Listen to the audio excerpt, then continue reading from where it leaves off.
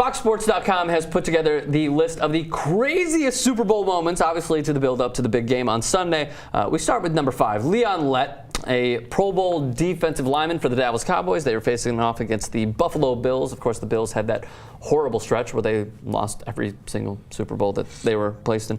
They lost 52-17, but the crazy moment was when Leon Lett picked up a fumble, ran it back to his goal line, and Don Beebe, showing the heart of a champion and hustle like Rick Ross, going and stripping the ball from him, resulting in a touchback. So I love that one.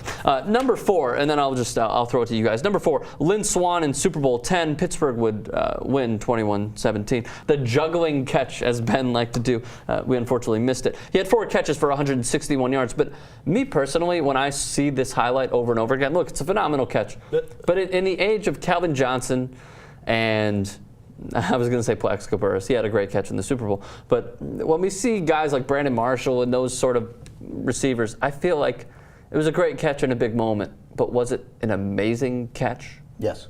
Why? It was an amazing, well, because for all context of the game, it was a huge moment. He got 161 yards on 4 catches. He averaged 40 yards a catch. Yeah.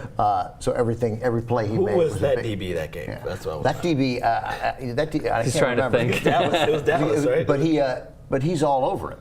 I mean, that's the thing. I mean, he just couldn't. The guy's falling the wrong way, and Swann, and like it's just you can see, if I'm remembering correctly, you can see Swann's eyes, and he seems, now granted it's in slow motion, but he seems like he's just in complete control. He's like, well, I'll hit it here, and then I'll have to tip it that way, and then it'll just settle in. Number 3, in 2004, the Patriots and the Panthers. The Patriots and the Panthers. This defined the way that the NFL and the Super Bowl would go about having halftime shows because, Justin Timberlake pulled out, Janet Jackson's titty. Mm-hmm. And, showed a little nip slip, but they cut away right away. No big deal. You did? I did not. I never forget. I didn't catch it. I was in college. I was watching the game when my brother was in town. Yeah. And it was obviously halftime, so some people had people over going in the kitchen. And I was just sitting there watching, just standing by the TV. And I just remember, yeah. Did I just see your tits? Did you? Wait. My brother came out running. I missed it. Did you? Wait. You rewinded. There was no rewind at the time. There wasn't? No. You sure? I swear, 2003. I think Tebow came out in 2001. I was in college, so I definitely didn't have Tebow. So Okay. It was just basic cable, so I was like, you missed it, man. He was like, I remember he had like a drink in his hand. I missed it. So I mean, it changed the way halftime shows went about forever. That was Super Bowl 38. The FCC had tighter regulations and whatnot. MIA gave the finger. They crushed her. Did you really see it? I didn't see it. He did. I definitely saw it. For sure. Really, I didn't. 100%. Yeah, I didn't see it either. That was a nipple, man. By the way, I got it. That reminds me of Half-Baked. Yeah, exactly. That's a tit. Garo Yepremian in Super Bowl 7, 1972 against the Dolphins. Yepremian, excuse me. Sure.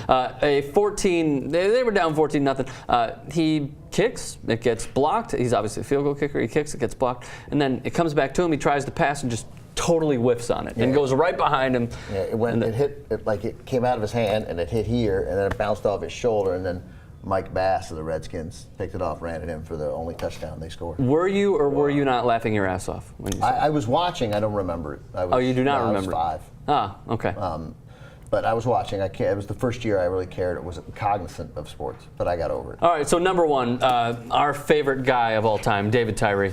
In the Patriots-Giants game, the undefeated New England Patriots, Eli Manning. By the way, out of anything, Eli Manning should also get like a little star next to his name when we're talking about the craziest moments in Super Bowl history.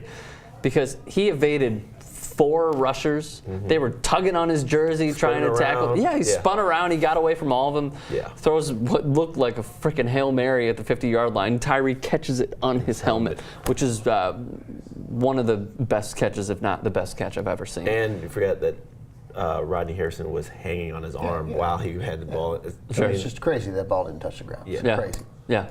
So I believe because it was so significant and it led to the touchdown. That led to the touchdown. The Plaxico Burress touchdown. And it was 4th and forever. Yeah. Right. So I mean, and it was lucky. It was a terrible throw. It was the only thing. Given the pressure that he had, he made the right decision to throw it up and take your chances. But I mean, like if it doesn't work, then Eli Manning's just the guy who only scored 10 points against the Patriots and then lose the Super Bowl. Fair point.